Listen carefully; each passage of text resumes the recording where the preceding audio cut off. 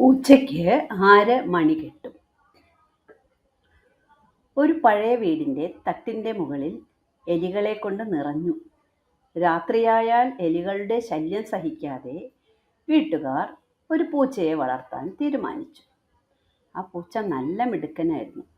അവൻ ദിവസവും നിരവധി എലികളെ കൊന്നു തിന്നാൻ തുടങ്ങി. അധികം വൈകാതെ കാര്യത്തിന്റെ അപകടാവസ്ഥ എലികൾക്ക് മനസ്സിലായി.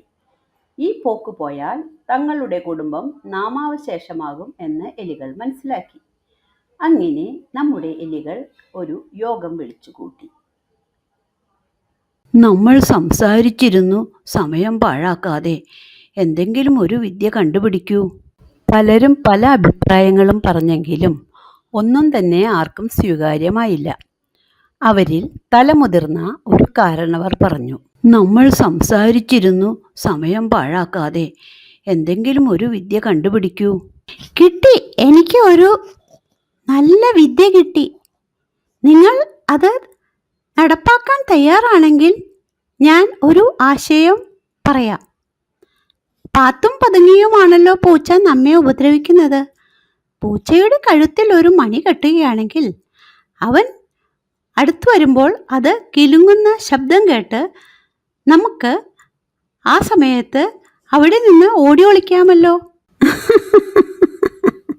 ഭേഷ്, സംഗതി കൊള്ളാം. പക്ഷേ എനിക്കൊരു സംശയം. നിങ്ങളിൽ ആർക്കാണ് ധൈര്യം ആ പൂച്ചയുടെ കഴുത്തിൽ മണി കെട്ടാൻ?